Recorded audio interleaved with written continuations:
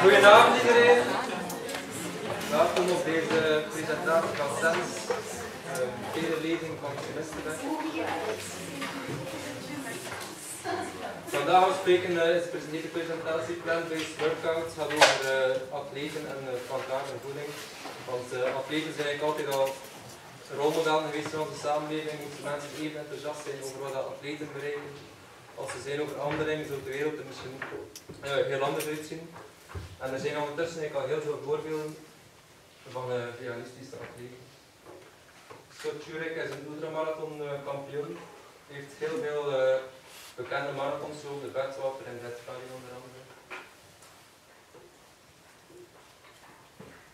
Juliana Sprouts heeft de Toughest Mudder gewonnen. Dat is de muddercompetities in Amerika zijn, zoals je hier een beetje de Spartacus runnen hebt, maar dan 1000 keer erger. En die was dan 24 uur lang. McDenzie is nu is eigenlijk gepensioneerd, maar was een mixed martial arts fighter, cage fighter, een beetje van alles door. Fiona Oaks is heel bekend, heeft verschillende ultramarathons gewonnen, de Noord- en de Zuidpoolmarathon, Marathon des Sables en eigenlijk veel andere.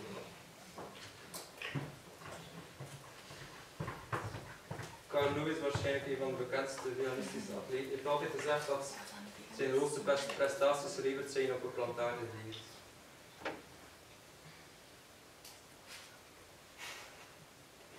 Ronda Rousey heeft in de judo Olympische medailles gewonnen en is ook een mixed martial art fighter. Onverslaan blijkbaar.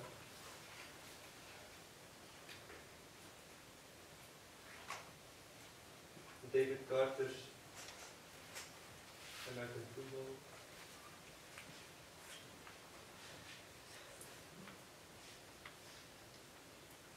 Sarah Johnson, een excellente skister, is een model en auteur. Elk van deze atleten wijt ook een heel goede prestaties aan het overschakelen naar een plantaardige dieet. En dat is ook ondertussen heel bekend in de veganistische scène, is de sterkste man van Duitsland. Is er heel trots op dat hij alles bereikt op de plantaardige dieet. En Ruud Heidering heeft eigenlijk 6 Ironmans gewonnen. En in totaal meer dan 700 races is bij een plantaardig eten nadat ze eigenlijk daardoor borstkanker overwonnen heeft. Nu, veganistisch eten is de combinatie veganistisch eten en sport. De goede sportprestaties zijn eigenlijk een heel goede reclame voor het veganisme. Mensen hebben soms vooroordelen tegenover het veganisme dat je niet kan presteren op een plantaardig dieet. En dat is laatst ook gebleken dat er daar mensen nog altijd problemen hebben dat die combinatie eigenlijk perfect lukt. Dat is het laatste magazine van Runner's World. En je kan zien dat in de Amerikaanse versie is er een Amerikaanse loper en heeft sokken waar er vegan op staat. En die versie in het Verenigd Koninkrijk is al weggefotoshopt. En de verklaring die de uitgever gaf van Runner's World in de UK was dat ze eigenlijk alle merken wilden weghalen uit de cover, maar zoals je kan zien, is dat niet compleet waar.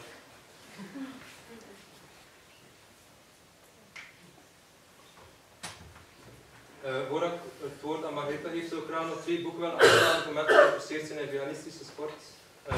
Veganistische sport, inderdaad. Scott Jurek is heel bekend, is dus een ultramarathonloper die jullie in het begin zagen. Hij heeft eigenlijk zijn leven een beetje opgeschreven in zijn boek. Het is een audioboek voor de leesbrand.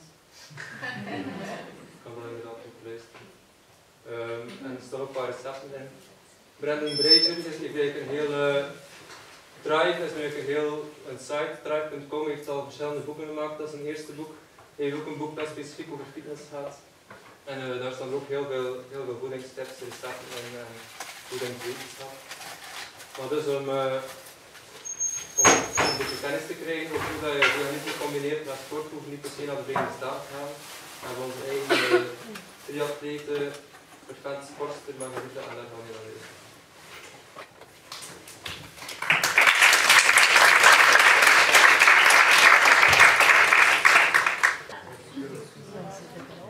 So everyone, hi, I'm Margarita, and today I'll be doing the presentation for Sports and Plant-Based Diet. Before we start, I'm very sorry, it's going to be in English. Sometimes you might hear some Dutch, That's because I speak a language called Flengels. That's a combination of Flemish and Engels, so it's ruining your language. I'm very, very sorry. Another thing as well is that everything's going to be in English. And also, it's been a long time since I spoke to a crowd like this, since university, and that's a long time. Like 9 years ago? That's a long time. So before we start the presentation, I'm just going to explain who am I, like why am I sitting here talking to you about this subject. I am half Greek, half English. I moved to Belgium to do my master's, but it didn't work out. I came to do sports psychology, but I stopped doing the courses. I guess the Belgians didn't really like sports psychology. But I come from a background of sports. I started sports when I was 5. I was diagnosed with hyperactivity, so instead of medicating me, my parents just said, send it to sports. My first race, I was 5. It was 5 kilometers cycling. I came first. That was it. I was addicted to fitness. And my parents then sent me to ballet. No good. The teacher hated me. After a month, she kicked me out. Then I played football. Then I started swimming, and I found it very interesting. It was just too short though for me. When I was 16, I said, I want something a bit longer. 50 meters sprinting, it's not for me. So I found out about triathlons, and I got addicted. After my first race, this was it. So I started. When I was around 17, 18, I went quite well. Greece is not very big with triathlons, so I could easily come first place. And then I moved to the UK, since my mom is English, and I went to college and university, and I studied sports, so health promotion. Whilst I was at university, I did multiple courses because my dream is to become a professional coach. I would like to work with the top, since I don't have the material to become myself a pro. I might as well train some pros. So I'm a qualified personal trainer, strength and conditioning coach, triathlon coach. I teach multiple classes here in Ghent. And I have a degree in health promotion, as I said before. Now, a bit more about veganism. How did that start? I was very interested in the vegetarian world when I was from a young age, mostly about helping animals. I became a member of WWF, not the wrestling. Of course, you all know that hopefully. I was like the only child who collected National Geographics and was a member. So I was a weird one in my village. I didn't have anybody around me who was vegetarian or vegan. I didn't know it could happen. I didn't know it existed. So imagine in Rhodes, a small village, I was the only kid who was interested in it. So when I went to the UK to go to college, of course there was more accessibility towards vegetarian lifestyles and vegan lifestyles.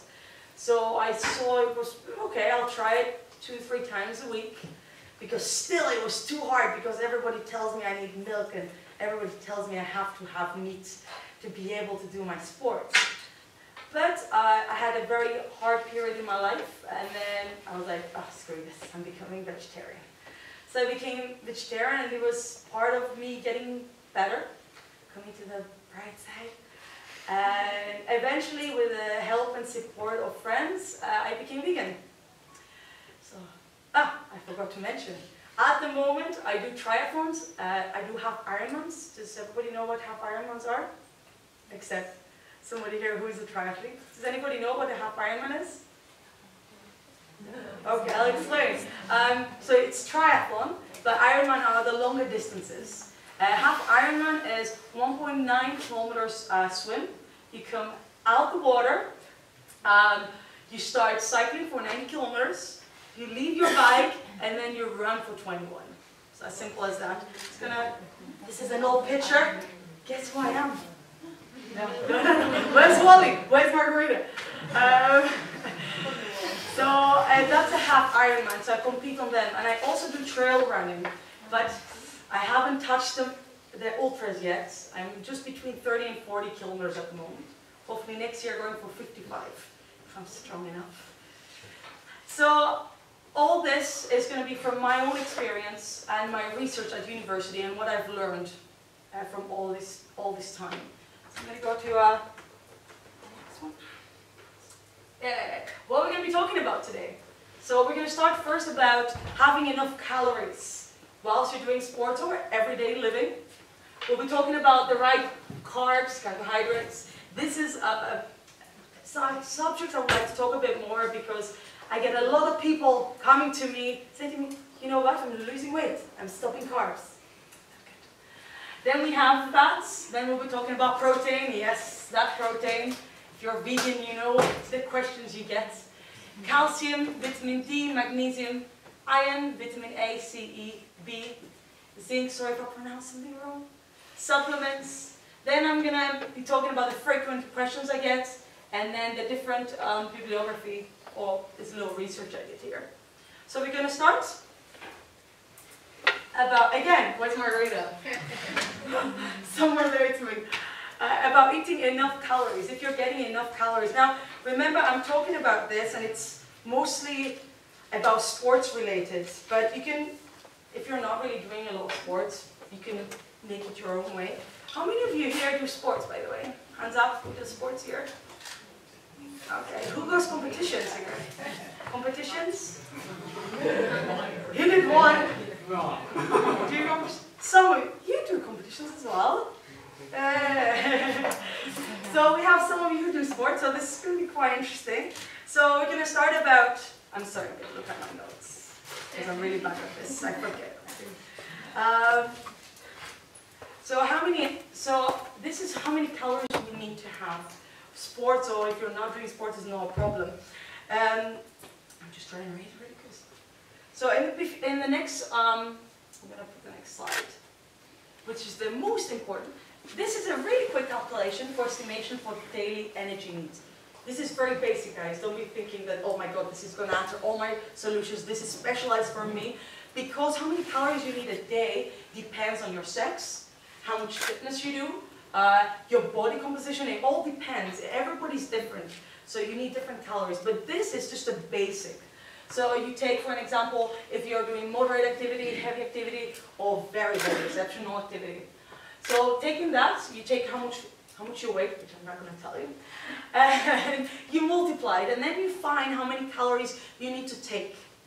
So now, the subject, okay, we found, let's say, 2,100 calories.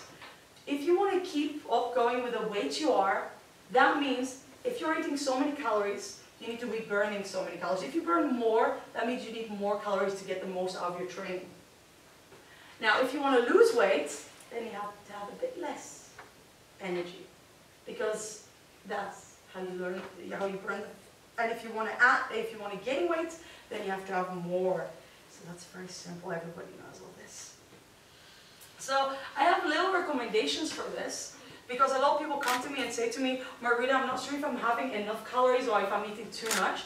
A little recommendation for all of you that I would recommend if you want to try that is do a week diary. So I might say, yeah, I'm eating very healthy. How do you know? I forget what I ate yesterday. So the best thing to do is just do a week's diary. Write down what you've eaten. I mean details. Don't say, oh yeah, I had, I don't know, a meal with baked chicken. Okay, what else did you have with it? Just really write everything you eat, and then just go through it. Check. And you'll see things that you didn't expect it to see. So that's quite helpful. So we're going to go to the next slide, which is the subject I want to talk. It's the right carbs, carbohydrates. Now, a lot of people come to me and say to me, Margarita, I want to lose weight. I want in the summer to be a size 4. I'm going to cut all the carbs. I'm going to go like all Atkins, and I'm going to lose all the weight. So the moment you eat carbs, it's going to come all back again, because that's what happens. Now, carbs is fuel. It's the first thing your body burns. So if you're doing a high-intensity exercise, this is the first thing your body is going to burn. Of course, you will burn fat and very, very little protein, but this is the main fuel. So this is what your body needs. So carbs is something that you do need, but you don't only get it from pasta, or you don't only get it from rice, you can also get it from fruit. And my favorite, sweet potato. It's very, a lot of bodybuilders recommend sweet potato, and it's delicious. Whole grain breads, things like that I recommend to have. Now, a lot of people as well say to me, what type of carbs do I have to have, you know? What's the best? Do I have, what's the different one? I'm trying to think. They have the white breads, the brown, the whole grain breads. What's the best for me to have? It's very, very simple. Just have whole grain, have a variation of a bit of everything. Just don't be concentrated that you have to have, you know, I'm not going to have white bread ever again, I'm only going to have whole grain. Because sometimes we do need to have the more, the non-whole grain variety.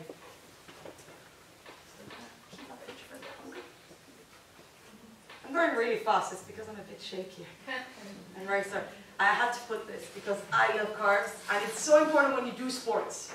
Please, if you ever feel any weakness, that you don't have enough energy, sometimes you just need a bit of extra carbs. And you can also make your own things. You can have a banana. I've been with in a race. I went to a trail run race and had 2 bananas. One got mashed a bit. I was like going like this. I was hungry because in trail running races they give you a lot of sweets with loads of gelatin in them. So the only thing I had was 2 bananas. One was a bit mashed. So I was going like this. Oh my God, I'm so hungry. Yeah, people stared at me like I was a weirdo. Okay, our next one is going to be fats. Another thing that a lot of people said, oh, I shouldn't be having a lot of fats. Now we have the good fats and the bad fats. The saturated, unsaturated fats. Now, what is good about fats? They're an important component of our diet. It provides essential fatty acids and associated nutrients such as vitamin E, A, D, and aids in digestion. So, with good fat, what do we mean? I think I have one in the next picture. There we are. We mean, for an example, olive oil, avocados, nuts, just a bit of everything. And they're unsaturated fats. Now, what we want to avoid is the saturated fat. But again, we're human, we do want to have a little bit of cake. We will have our fries from the fruit kit, oh, they're too good. So, but it's not something that you say, you know what, I'm going to eat it every day. So this is the kind of fats you want to have in your diet. Me personally, I love avocados. I have avocados in everything. And because I'm half Greek, that's another thing. Everything has olive oil. Try to have Greek one as well. It's much more tastier.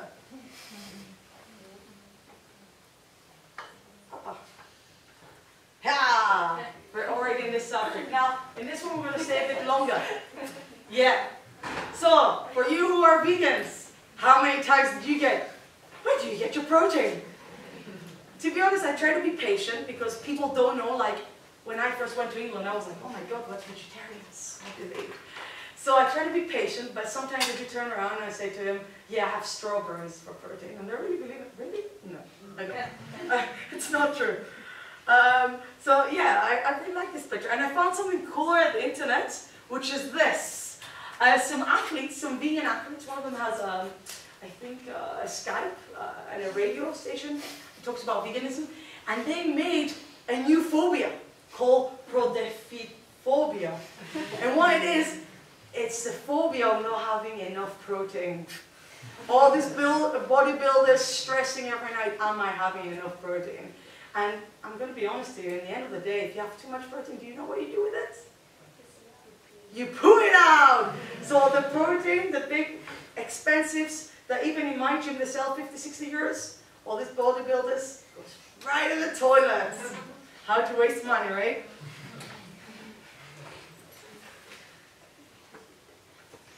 I'm not so nasty to the people who come to the gym, by the way. I don't tell them, you see that protein? You're going to shit it out. I don't say that. I don't say that. Okay, here we have some simple protein sources. No strawberries, don't worry. No chicken. So we have some tofu, quinoa, I can't even say properly, soy, almond milk, anything like that. And then you have my favorite beans. You have to get used to them, but they're very good for you. I'm going to give you a little example because a lot of people don't know the numbers of how much protein you need. So I think in the next slide, we have a little example, and this is a bit more about it. There we go. These are recommendations. You have, the first one is for the average adult, that would say that doesn't really do a lot of activity. And underneath, you have for people who do sports, any kind of sport. But again, this is not 100% for a specific person. Then you have to go to a dietitian. So I'm going to be telling you how much I weigh now. So I would say I would take about, let's say, 1 gram per kilogram. So I would need 60. Yes, I said it. 60 grams per day. So what do I need to eat to get 60 grams of protein? That's my recommendation. What I'll need to eat is a handful of nuts, 1 cup of beans that I would have it or in my salad or I would have it in my pasta. And then I would need 30 grams of protein, so for an example, a cupful of soy products or tempeh. And that's all I need a day. That's all I need a day. It's not like I need like some bodybuilders who eat 5-6 chicken fillets per session. So that's all I need to fulfill all my requirements for protein. That's all, guys. So I'm giving you a little example. It's as simple as that. So you think, guys, how much do you exercise? Take it from there. Again, this is average. It's not specific for you. This changes depending on your body type, on your age, your sex, how active you are, your body composition. Some people lose weight quicker, some people gain muscle quicker, and depending on your sport as well. Try and see, how much do you need? Now this is something else I like. Now, in protein we have amino acids. We have 20, there's 20 of them. 11, we make them naturally, so we don't need to find them in plants or anything, we just make it ourselves. And 9 of them, which I don't remember the name, I'm going to read it from the paper. Where did I read them? I don't have them on paper, I forgot the paper, sorry guys. 9 of them, Google it, research for you guys. 9 of them are something we have to get it from our food. So 9 of them. And here are little combinations you can do with your food, so you can get all 20 without any problem. So, first of all, so the combination first, grains or vegetables with soy. I think that is spelled wrong, but never mind. So you can have, for example, pasta with soy cheese or rice pudding. Simple as that. There you go, bam. All amino acids, all you need. Then legumes and nuts. So for example, I like making hummus with tahini. It's as easy as that. And then you get all your amino acids. So that's a full protein there. You don't need anything else. And soy protein, I just have a tofu stir fry, tofu smoothies, vegetable burger, or make a dessert with tofu. It's really good. Now something else. Something that I didn't mention, which I should have, because people ask me all the time, what's the importance of protein? Now I put it really simple with people who come to the gym. I say, okay, when you exercise, you're really damaging your muscle tissue. So you need something to recuperate, to make your muscles recuperate again. So with the help with the protein, it helps you recuperate, and then the muscles become stronger. So that's the main job of protein. I'm forgetting the majority of things here. Okay. Here we have little tips that I would give. So for example, top salads with a variety of beans. Or I like making couscous with chickpeas. That's delicious. Try that. That's all you need. Frozen desserts with tofu and fruit. And a lot of times I like making smoothies. I use frozen fruit. I do use sometimes protein shakes, which we're going to talk about later on, about the supplements. I use some protein shake, or you can put tofu in it if you want, or soy milk, and there you are. That's another way you can have your protein on the go. Just take it with you. Okay, I'll let you read this because I find it funny. How to read.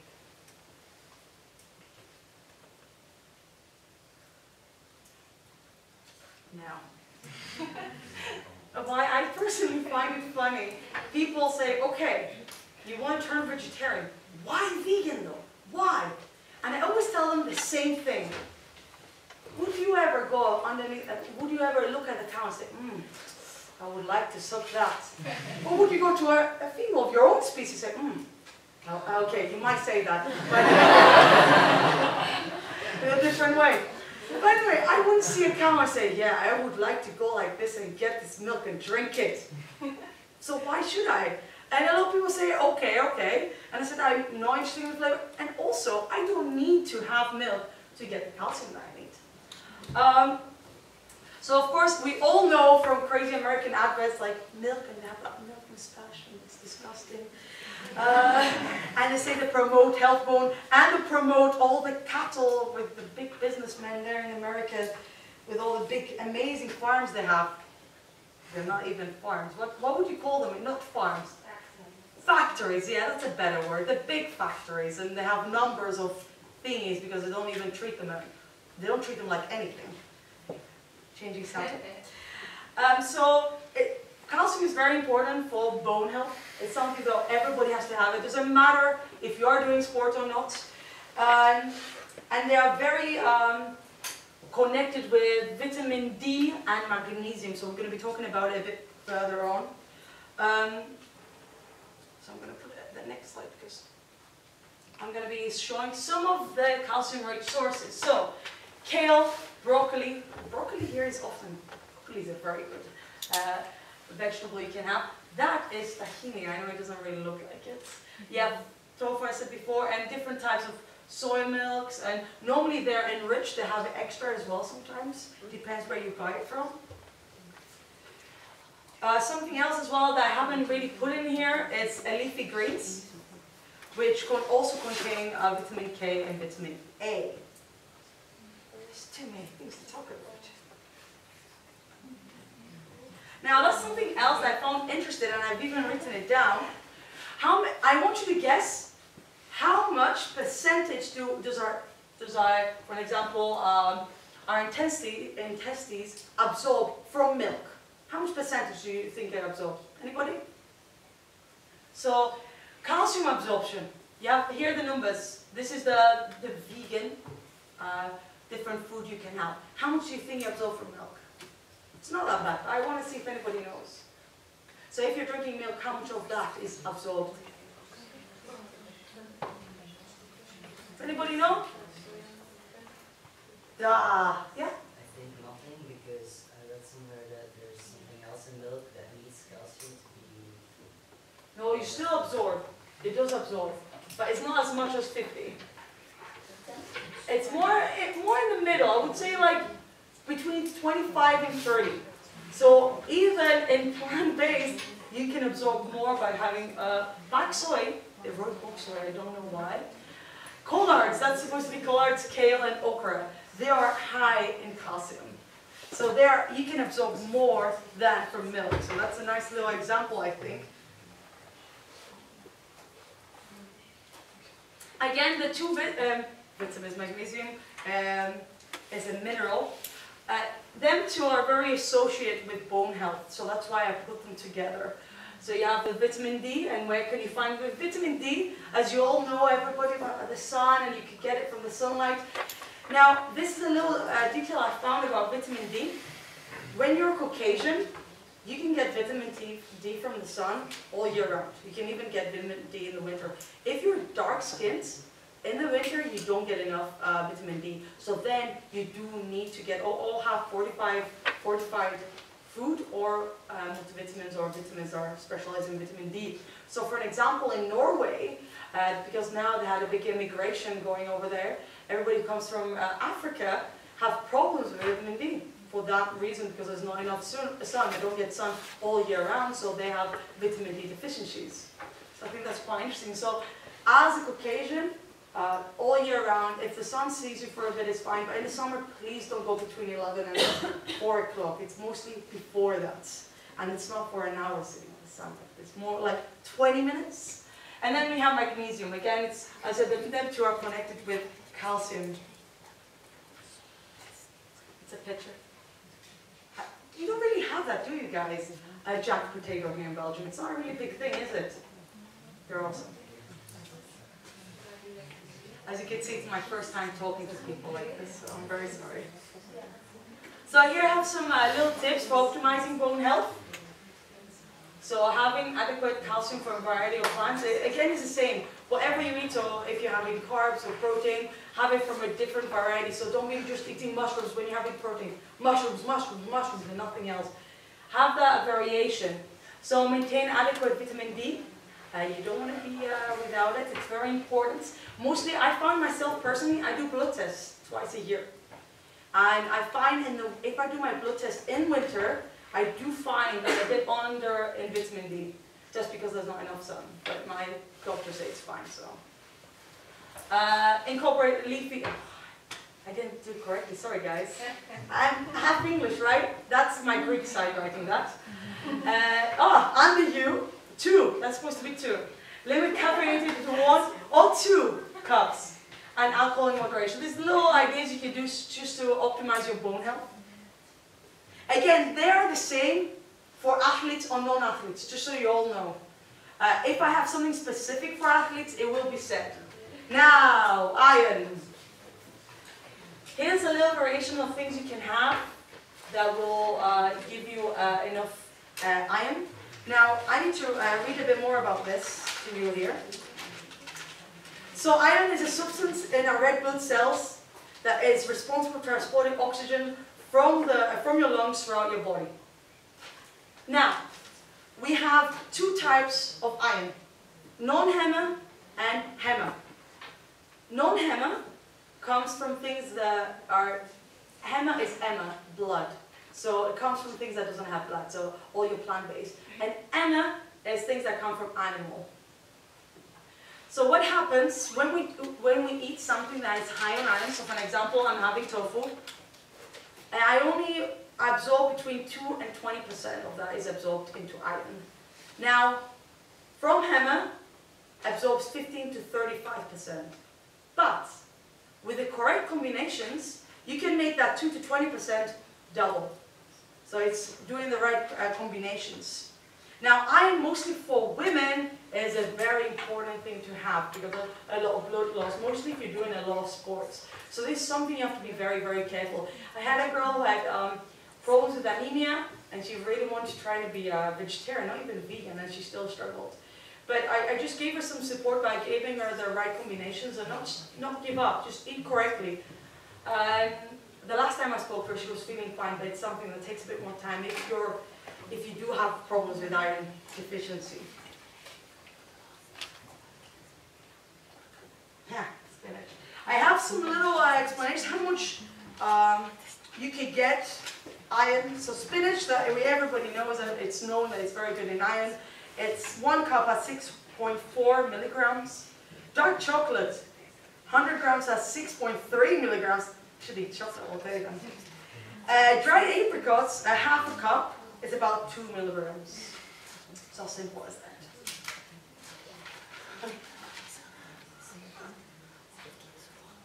So, this is the important thing. Okay, how can I absorb more iron? If I'm eating non-HEMA iron, how can I absorb more iron? This is the little things you can do. So for an example, first we have vitamin C. When you're having a big green salad, green leafy salad with tofu in it, put some lemon in it. Or have some orange juice. Or, as you can see in the second one, you can have some vinegar in it. Then you're going to absorb more iron from your food. Then you have all the different things you can do and the different combinations. And, because I didn't know this name, I wrote down the Belgian and the Dutch version. So this is different ways you can make so your body absorbs more iron from your food. Now this is the negative part. Now, you're eating again a nice salad with tofu, you forgot the lemon but you're drinking a coffee. Yeah, all your iron is going to go even less than what you're having. Caffeine is not very good. The main factors are all the phytates or the polyphenols. They are the main reasons why you're not absorbing enough iron. Why? So you're trying to absorb it, they go around your iron and it doesn't let your body absorb enough. So as simple as that. So for an example, if you're having a salad, have your coffee later. Have an orange juice with it. So then you will absorb more. So these are the factors that affect the iron absorption.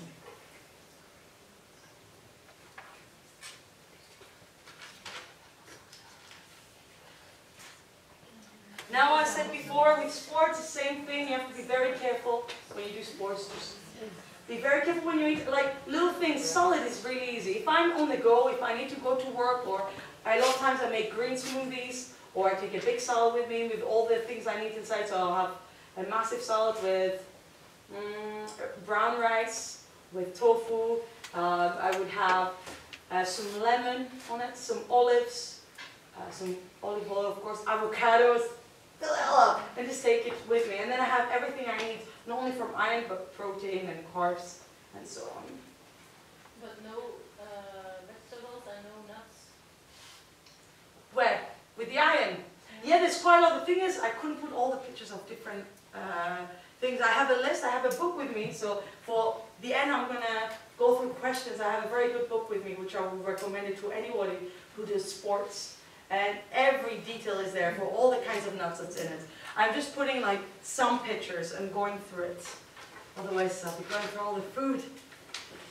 Okay, some of the vitamins we're just going to go really quick, because for an example, vitamin A, for any sports person, mostly if they're vegan, they don't have a problem. Vegans don't have a problem with vitamin A. Vitamin A is good for normal vision, growth, and immune function. As you can see, vitamin A is all about vegetables, so we're good with that. Next one is vitamin C, which, as we said before, is very good for combining it with iron. And it's very good for collagen synthesis. And this is some of the vegetables and fruit we can have to get some vitamin C. Now the next one is a bit more tricky. It's vitamin E. I'm going to be honest with you, I didn't know a lot about vitamin E, and there's not a lot of research about it, like what are the benefits from vitamin E. So if anybody knows, please share it with us, because I was really struggling here. The only thing I know, it has a role as an antioxidant, and this is some of the nuts and different things, kale, that you can find from. But really, there is not a lot of research out there about vitamin E. So if anybody here studies nutrition, please share when we finish with the presentation. Just come over and give me a bit more explanation, because I was really stuck. Now, vitamin B. Now, vitamin B, we have the B complex vitamins, and there are sets of 8 vitamins, and this time I did write them down. But the one we are going to be talking today is vitamin B12.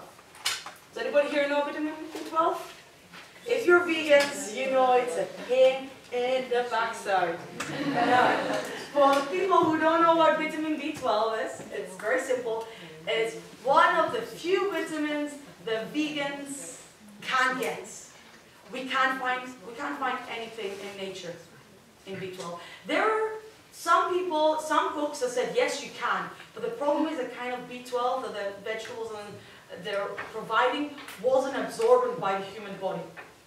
So, what do vegans or sports vegans do? We have to take or fortified products, so fortified yogurts, fortified milks, or anything like, sometimes it's in fake meat, or vitamins. Now, I've noticed here in Belgium, you have a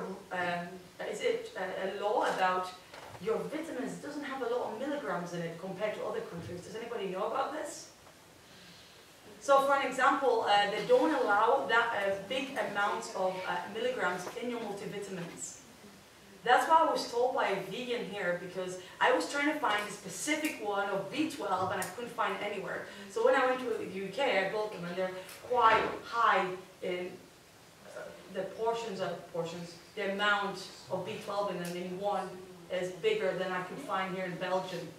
Does anybody know of this? But you can find stuff, and now the thing is, if you can take them every day, you can take them once a week, but what happens with B12, it's very, very simple. We have a little storage in us. Let's say I was a meat eater for 20 years and a vegetarian for 20 years. Then I became vegan. So what happens, I do have a bit of fortified milks here and there, but I'm not having any multivitamins. What happens, our body takes from this little safe a little by time, and eventually this little safe is going to become empty. So that's why it's important. You don't need to take multivitamins constantly, but it's important once in a while to have some vitamin B12 multivitamins. That's my recommendation in my experience in doing sports. By all means, if you have something different, you can always mention and tell me. But that's in my research that I've done and my reading when I first became vegan. Somewhere I would recommend to get B12 is veg, because I've seen your products that you have, and it's really good, it's chewable. So it's really excellent. So if you do, yeah? I actually have a toothpaste that's supposed Yeah, that's another one. Yeah, I've been told, I didn't know about it, I've been told today about it. That's quite awesome. So there's chewables that you can get, for an example, in veg. And where can you get your toothpaste from? Got it from Eva. Okay, awesome. Yeah. That's really good. So there's also toothpaste, so you don't even need to take multivitamins anymore. Just brush your teeth, and there you are, bam, B12.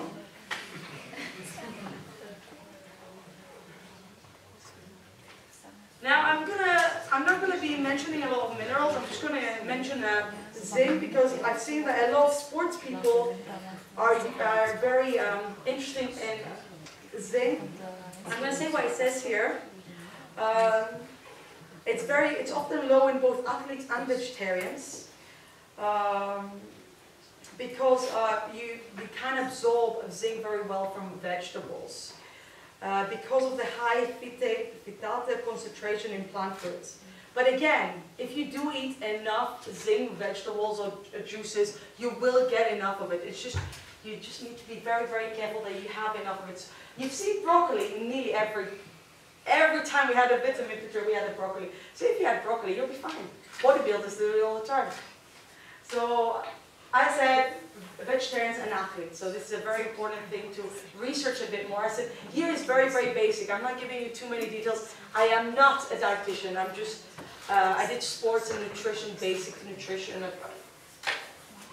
Now, the supplements, as we were talking before about the B12, this is another aspect that I spoke with some people about. Should I take multivitamins? Should I have protein? Should I have creatine? That's another thing. So we're going to start first with protein. Me, myself, I've tried 4 different proteins. Some of them I liked, some of them I didn't. I find it important to have it because a lot of times I have 5 jobs. I do 5 jobs. So I work Monday to Sunday. I also do triathlons and trail running. So a lot of times I only go home, change, go to my next job. So I want something really quick. So a lot of times what I do make is a protein shake with a lot of fruit in it, some soy milk, and I leave.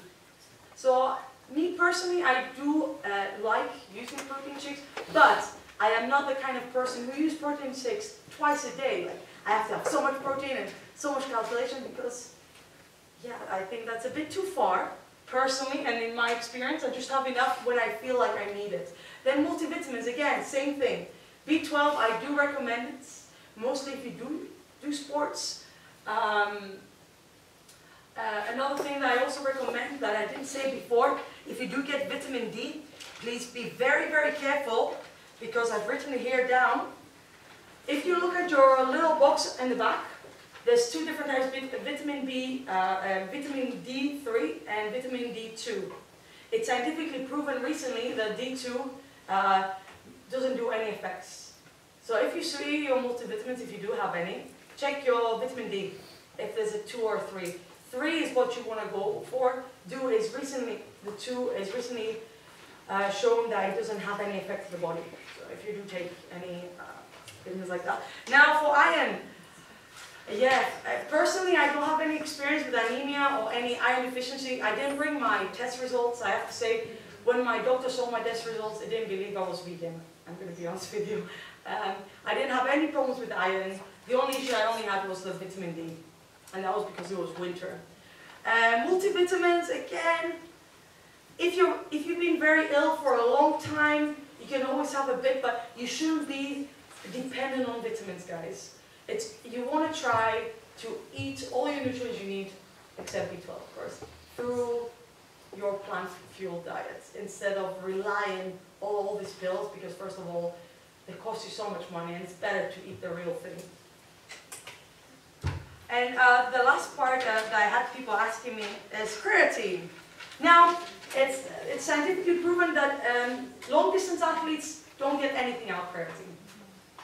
Creatine helps with the increasing muscle concentration, so a lot of bodybuilders take creatine. But if you're an endurance athlete or just someone who just simple does fitness, forget about creatine. And it also gives cramps. I've tried it. It's awful. Now, what research I found is that vegan bodybuilders get more out of taking creatine than non-vegans. And there's little known long effects, so there's not enough research out there to say what's going to happen after so many years. So this is, for an example, for a year or 2, as long as the research. And the negative effects, you gain a lot of weight, you get cramps, and people, has anybody here done creatine before? Yeah, the 2 who do weight training. Have you done creatine? Did you get any side effects? No. No? What's that? Did you get any side effects? Nauseous. Nauseous. Alright, I feel cramps. and be patient. Okay.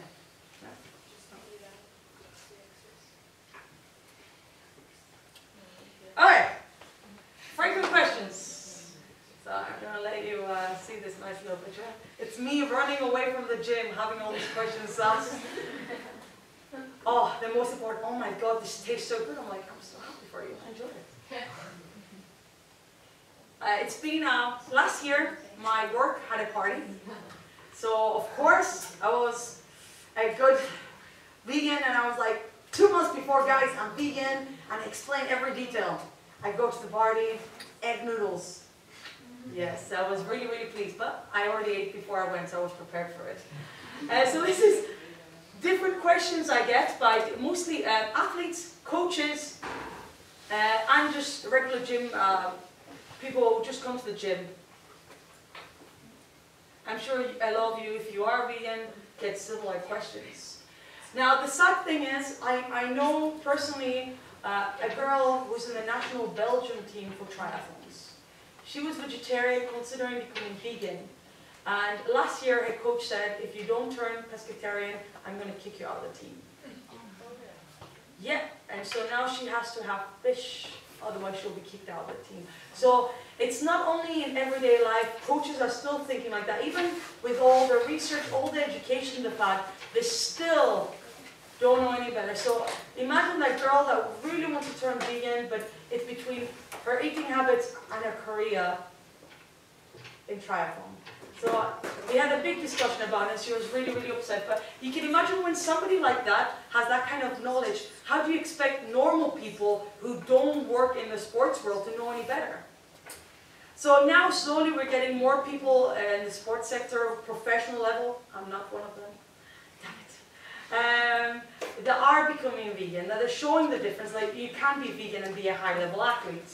I said, I'm not the strongest, I am not the fastest, but I am stubborn. So whenever I can, I didn't have a picture here because it was a really bad picture. I have a really good story. I was in a race, and I wrote vegan on my calf, just for the fun of it. So in that race, I came second. It was a really good race. And I had this guy come to me afterwards. I passed him in the run, and he came afterwards, and he said to me, you know what? And when I saw this girl passing me, I was a bit heartbroken. You know, a woman passing me? It's unbelievable. And then I read your cough. I wanted the earth to open up and swallow me. Not only was a vegan, but it was a woman as well, combination. Well, listen, he added me on Facebook afterwards. Although it's okay, not everybody can be perfect. No, so, to be honest, he was quite more open-minded, so I found it quite funny. And he asked for more details, for more books, he can read more about it, because he found it really interesting, mostly when I kicked his butt. So, he was he didn't came with any of the crazy questions. But I would like to ask from you guys, has anybody had a very weird question? Nothing from the normal. Nobody? Come on, think about any weird questions. Somebody once asked me, do you ever get hungry? Yeah? Do you ever get hungry? That's not bad, because when you first turn vegan, you have to remember that it takes less time to feel hungry. You feel hungry quicker than when you're eating meat in the beginning, and then you get used to it. So that makes a bit more sense. I'm sure you all asked, why don't you eat eggs, right? You've all been asked that, whoever's vegan. Yeah, I'm not going to go into details, they're not so nice. So yeah, this is some of the questions. To be honest, I'm going to be honest with you, if at work anybody asks me this question, I am very impressed. Because not a lot of people know B12. They always come to me, do you get enough protein? Do you get enough protein? Yeah, but plants have feelings too. You laugh, but it's scientifically proven that plants feel things. Okay, I'll breathe there. Or things like, are you wearing leather now? What? No, I'm not wearing leather. They're always on the point constantly, they'll find something. And the thing is, I don't know about you, but wherever you go, in sports events, I was in a big sports event last year for Run to Walk Again, and I was sitting on a table, and I ordered vegan again 2 weeks before, and they never brought vegan meal, of course. And there was a guy who was a joker on the table, who was a cyclist, I think. I don't remember what sport he did, but cycling, yeah. He was a big joker, and he was going on about me being vegan. And in the end, somebody else asked me, "So, is it hard work and for you to eat?" And I said, "I'm not the one who makes it hard work. It's other people around me that makes it hard work, because I ordered my food earlier. But this guy next to me is going on and on about me being vegan and how wrong it is, so he's making an issue of it and I'm not." So this is the kind of world we live in. Even in the sports world, guys, it's much harder than like if you're not doing sports. You're constantly, what are you doing? What do you have? Do you have vitamins? Do you secretly eat eggs? Things like that. Yeah. So this is a little bibliography and things I've read. Again, excuse me guys, it's my first time I'm doing this, so I've gone through things really quick. So in the end, we're going to go through questions, so then I can be a bit more. So this is some of the bibliography I went. The top book is this one here, which if you're thinking about becoming vegetarian or vegan, this is something I would totally, and you're in sports, of course, this is a book I totally recommend. It's really cool that there's some words that I don't even understand, but Google Translate and Google will help. And go for technology. So there's a lot of recommendations here and a lot of little simple things. How much carbs, for an example, you should have per day. They have more details like that in here, so this is definitely one of the books I recommend. And the rest are journals. The thing is, I have a subscription in journals, so some of them you have to pay for it. There is a lot of information online. Please be very careful what you read. And I think that's all. So guys, I'm very sorry that it was all so basic. If you do have any questions, please go for it. I'm open for everything. And if I don't know, I'm just going to open the book and answer it for you. Does anybody have any questions, anything you would like to ask? Or? Can we leave our email and get the presentation? Or? Yeah, to be honest, I have a piece of paper there that you can write your name and your email, and I'll send you a bit more details. I'm also a coach, so if you want any training, you know who to contact.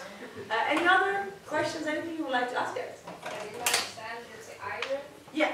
It said it's Sure, go back. prohibiting the iron intake when you combine it with whole grains, I thought. That's the thing. So if you eat iron with, like, I always eat whole grain spelt pasta or something. Yeah. So if you combine it, it's... Have something that increases it then. Yeah, okay. So if you're having pasta, find something that increases. So, for an example, I said orange juice. A little thing like that. Have something that increases the iron intake. So if I eat pasta with like avocado, which I do a lot, and I put some lemon on it, it's beautiful. It's okay then. That's awesome. So Anything, I have to vitamin stop C. eating No, whole don't grain. stop. But I would recommend don't be drinking coffees with it. But again, if you do have vitamin C, it does keep it there in balance, so it doesn't decrease it. So that's a good question. Anybody else? Do you eat more before you do training? Ah, good question. I'm Depends. vegetarian, but Say again, sorry. I'm vegetarian, not vegan. But when I do small triathlons, Yeah. but I really need a lot of food while I'm doing my exercise or when I'm taking more than an hour training. I feel like eating. When I compare with other people, I'm eating all the time. Constantly. Whilst you're training. Yeah, and competitions. Okay, do you have enough carbs whilst you're training? Have you have enough electrolytes whilst you're training? I start with a shake of muesli and yogurt and... What, before you train? How long before you train? An hour or two. Ah, because I would feel sick if I was... Whilst I'm training, muesli! Yeah. Hey, you're laughing. I've tried all kinds of things.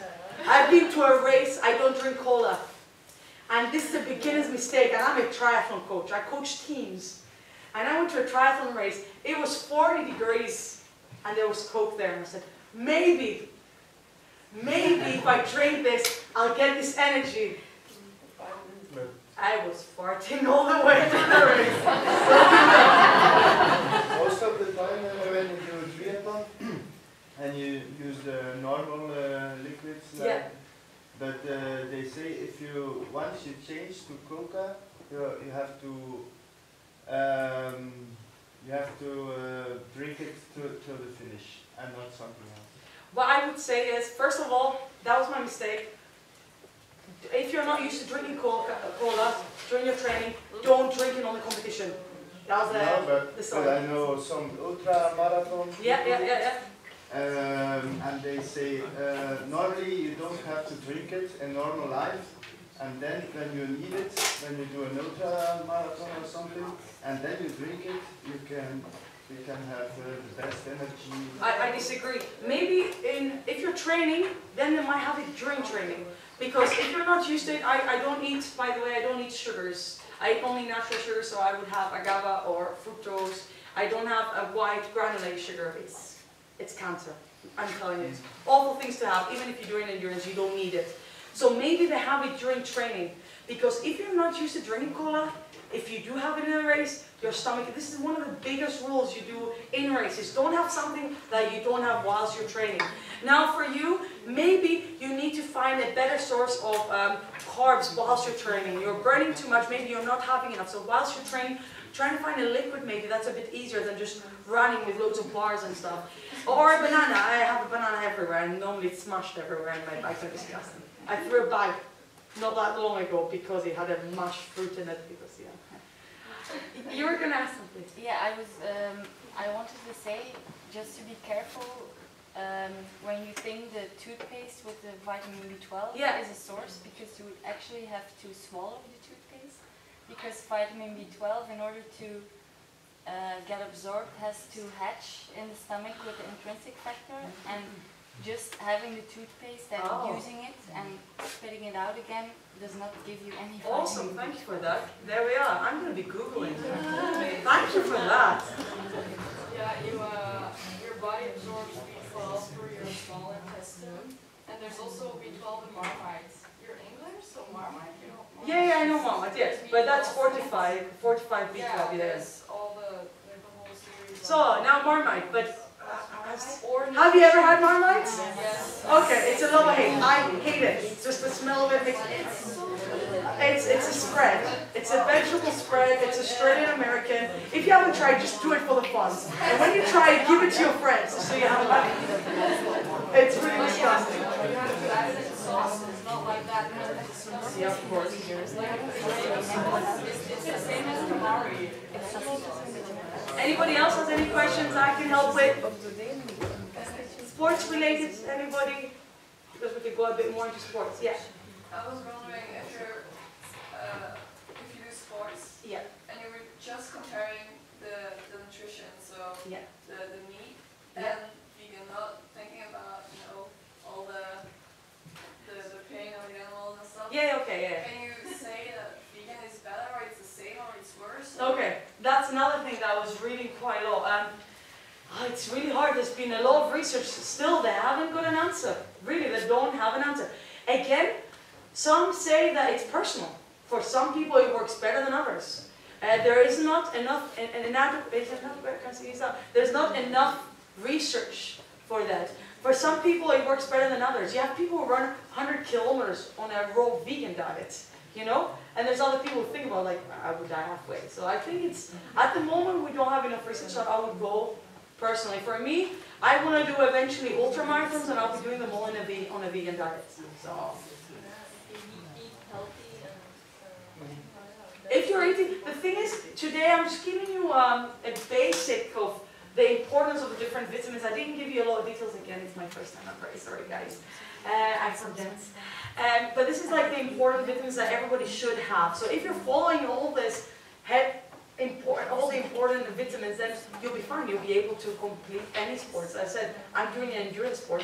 I know people who do powerlifting. Somebody who's in Bruges, who's a physio as well.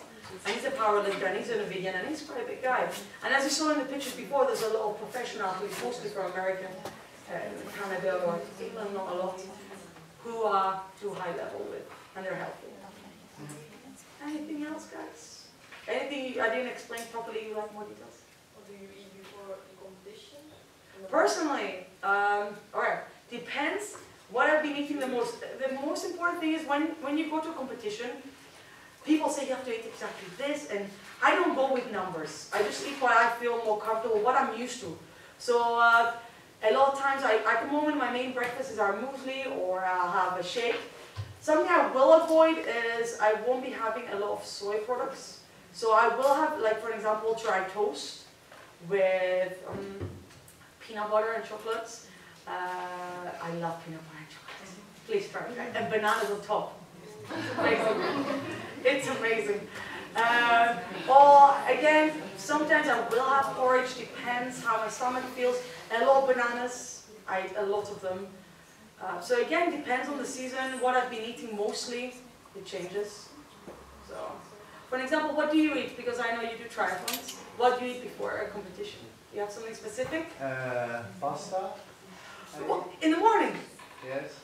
Kudos.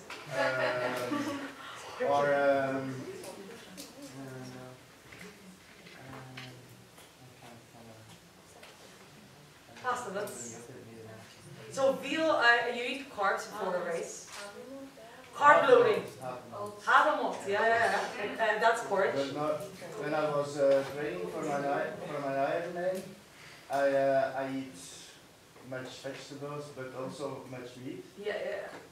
And how less meat I ate it, and more vegetables and fruit, how stronger I get my, yes. So that's why I more and more eat vegetables. By the way, I met him in a race, that's why. I know that he was stressed. Oh, that's correct. And in the swimming pool also. I'm the swimming pool, yeah. By the way, there's not a lot of English tattooed, loud triathletes who are female in Belgium. I don't think. Have you met anyone? No? No. Okay. I remember a guy in the competition was shouting at me from the swimming pool because he saw my tattoo. Hey, dat is een broeken!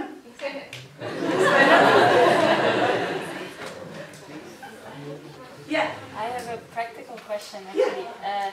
What do you do for, if you want to have bread, do you make it yourself? Because the thing is, I'm searching to find a bread machine now. I do try to buy ecological quite often because I've heard so many things. Some from a friend of mine who's told me some disgusting things on normal supermarket breads, and it's put me off of breads. But I do try to buy ecological whole grain breads. Trying to have not big amounts because I don't eat that much. But I'm searching for a machine. So if anybody knows of a good bread machine, please tell me. Because then you know what's in it, guys. So I hope that answers your question. Yeah, and if you have social events, or you want to go out for dinner, what are the complications you come across? I am very lucky. I have people in my life who are very open-minded. I don't hang out with vegans. A lot of my friends are not, because I go to different groups of people. But when you're in the sports world, you hang out with the sports world. And my life, my hobby is sports. So I hang out with sports people. So I don't know any vegans there. So a lot of the people I hang out are very curious about it. So normally they come to me to all the vegan places. I've been to events. One of my clients invited me to a birthday, and she made me a 7-dish vegan meal. Some people are very... I was nearly to tears. Because I would go in like a Christmas, I would go Christmas to my boyfriend's family, and I would have to make my own Christmas meal. They wouldn't even boil me vegetables. I would have to bring my own food, which, by the way, looked better. Yes, I get potatoes. But then that woman made me a 7-dish vegan. I even had dessert. It was amazing. So again, it depends on the kind of people you're around. And to be honest, that's the kind of people I want to hang out with, because they are more accepted. Because a lot of people say, you know what, you're vegan, it's not my fault. We're booked a table there, if there's no vegan fault, it's not mine. You have to eat what everybody else eats. And if you do go to a restaurant, what would you order? To be honest, I don't really go to non-vegan vegetarian restaurants. If I do, they're normally Asian, normally Thai, because there are options. Yeah. So if I go to, I know here in Belgium you like your meat and your potatoes, so if I go to a place like this, I'm really afraid they'll go, oh, it's a vegan again, just put something in it. She won't feel it. Oh, it's vegan. I'm sensitive to eggs at the moment, by the way. I can't eat eggs. And I got food poisoning twice. Because I'm allergic to eggs now. So twice I got something that didn't have any in it, and I got food poisoning twice. So. What do you think about seaweed? Seaweed. Do you have experience? I do it because I like the taste. They did say for the time being that B12 you can find it in seaweed, which is not true. They do have B12, but it's not absorbed by your body. So it does have B12, but the way it is, it's not absorbing to the body. But I do like the taste. There's other as well. I think it's, I have something written about it. But there are some benefits in eating seaweed. I do enjoy it. That's the main reason I have it. So I don't know more about it, to be honest. Only the B12. But there's other minerals as well in it as well. But I don't know exactly minerals. You should eat it every day to get well. Does anybody know the minerals in seaweed? But in moderation, There is. That's with everything, right? Talking about seaweed and electrolyzing. Electrolyzing is a word, I guess. A couple of months ago I started to become a vegan, and then I used the Bible of that was shown Thrive of Brennan, because I also trained for triathlons. And then he says for electrolyzing, yes, that he puts seaweed into his sports drinks. What do you put in your sports drinks for when you go for a bike or for a swim and for recovery? What I do, that's a good question, because I stopped having ready-made electrolytes. Like, I stopped having all these little, what's the name of the high fives? The little pills, you put them in the water, electrolytes. I stopped having them, and I want to try something more natural. And I found, I raced last year with it, and it was quite good. I started drinking coconut water. That's quite expensive as well. Yeah, it is, but I train with it, sometimes through running, and then through racing. But that's the one I get the most out of it. Yeah, because that's my downside as well, because I also eat organic, and not so much because I believe that's so good for my proper health, because I know how it's produced, and I think it's important in this way to make my little contribution to a cleaner planet. And so then it becomes a bit of... more explain, I agree. How do you fix it? Answer your question? Yes. The electrolytes in these drinks are normally just sugar and salt. It's what you lose when you sweat the most. Yes. So you can make the kind of drink that people feed to children that are undernourished and have diarrhea, just a mix of salt and sugar. With, it doesn't taste that really good. But the problem with that is... The idea of the electrolyte is that it holds the fluid in your body. There's only one problem from a point of view of an endurance athlete. If you drink salt and salty water and sugar, I couldn't do it for 4 hours. I don't know any of you. Could you do it? Have you done it? I did it in my Ironman. Yeah. And I took some the special salt, salt tablets. That's another thing. You have to drink many water. Yeah. Because otherwise you have salt is for the water retention, which, as you said, is very important when you do endurance. Do you watch the labels when you drink water for the salt intake? Because I once heard someone said to me, you have to be careful if the salt is too high, it's bad to feel bloated and you will gain weight, not gain weight, but gain weight. You will keep the water on and it's water retention. To be honest, I've never had any issues with water. I've never felt any bloatation. There's something about natural nature. Yeah. I've never really experienced any kind of problems. And by the way, what you were saying before, I try to be as organic as possible, but yeah, personally, I can't afford it. And I don't have the time to buy the vegan and organic, so well done for managing. And it's a really good idea what you said with salt and the sugar, so you can always have a try whilst you're training. That's the best time to try things. Don't try them in competitions, people. So whilst you're training, try to see that, and maybe sometimes go with the coconut water. But yeah, personally, I do love having coconut water. I like the taste, and I find that it really helps me during racing. So maybe a combination of a bit. Well, a cheap alternative to coconut water is the coconut mineral powder from Body and Fit. But is it equal though? Is it viable? Because it just is asking for biological. The organic, well, coconuts are still produce organic if it's from. But it has to have the label. If it doesn't have the label, then I'll Well, it biological. doesn't because it also costs some. Waar doe je sectionen, 7 en dan een koppelmetode en dan dadelsmetode. But that's a bit harder if you try to find something more biological. Because the biological coconut water costs a lot of money. I did buy it a couple of times. Anybody else? You said after training and competition, what I normally have, guys, I do really like having, I normally have my protein shake then normally to replenish. Sometimes a lot of people say I don't have carbs after my training because I don't want to put weight. I do have carbs after training. I need to replenish my my little safe of carbs, and I have a lot of protein as well. But it's easy meal. Just put a banana, just put my protein, maybe some fruit and soy milk, and you're straight after training.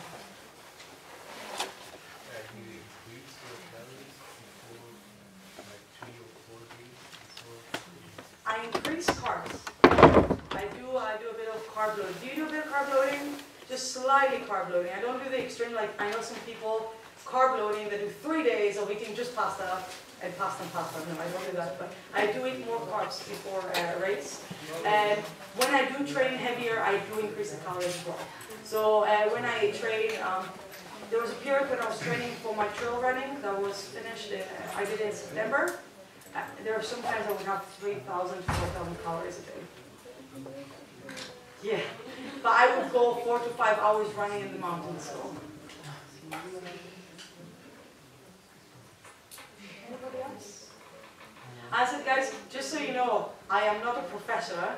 I am just a sports university student and experienced the life as a vegan athlete. So if I don't know your questions, please don't be afraid, ask.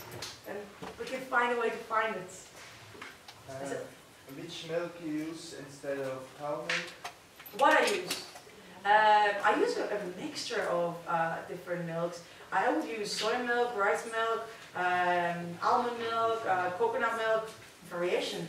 It's down to your taste, but I like to have the variation, not always having the same thing. So I would recommend variation for sure. I don't want to be too skeptic, but I think it's important to know as well that if you buy processed almond milk or hazelnut milk, it's not a protein source. Normally you should say for example, some of them are fortified with B12s and stuff like this. Yeah, because the amount of protein it has, it's like 0.4 for almond milk from Alpine soya, for example. So if you think, I'm going to use this as a substitute for milk, you're not doing yourself any good. The thing is, you're completely right. No, or you're completely make right. it yourself, and then it will be a good protein source. Or try and look at the ingredients. Very important. But as a vegan, I think everybody reads labels. You're completely right. Every product is different. Every company has different things in it. You're completely correct with that. So do read the labels, but I think the majority of people who are vegan do have a look at the ingredients in the back. But that's completely right with every product there. Every protein is not the same. Some of them are fortified with, for example, B12. Some of them are not. Some of them. So always read the ingredients. Yeah. Somebody said there was something else red. Let's get some red. That's so bad. I'm not sure. Oh, you want to hear? I don't know this. I always buy the ones that have it on an ingredient label and then there's no stuff in it. Yes. Can I trust the label or is it? No. The thing is, we don't know how true it is, but it's really funny. A friend of mine who's sitting here right now, he told me that he found out that it's an ingredient. Would you like to say exactly what it is? You could say in Netherlands if you want. Meestal in haar,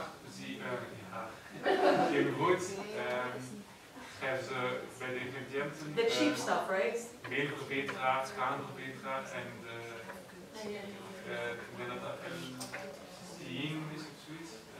En dat is gemaakt, dat is gemaakt eigenlijk op basis van menselijk haar en ook veren. This is spoon of cheap bread, guys. He's talking about cheap bread, not the beer shop. Oh my gosh, which one has hair in it? I don't want it.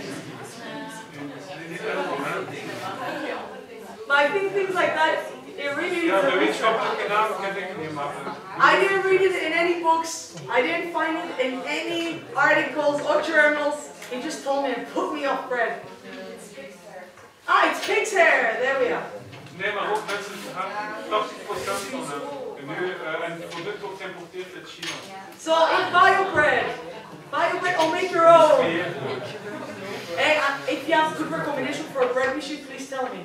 It's in my list for Christmas presents. Full of raisins and nuts. Now you found out. Are you feeling healthy now that you know?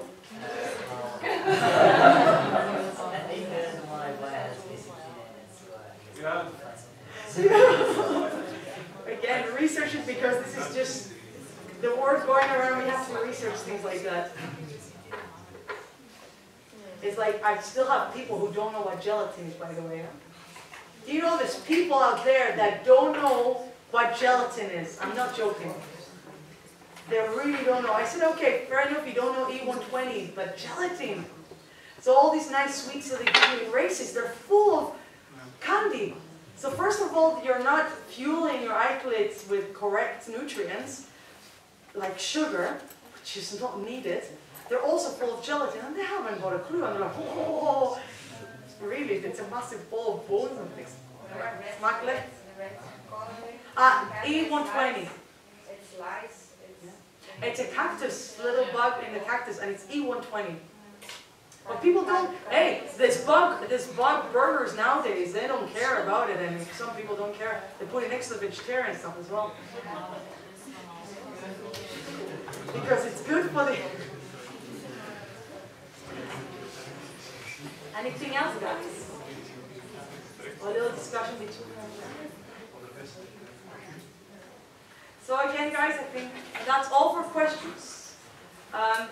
Thank you again for being patient. This was my first time. There's much more I was going to say, but I forgot half of it. So if you do have any questions, if I didn't fill any of your questions or I said something wrong, please, I have a list here. Put your name on and your email.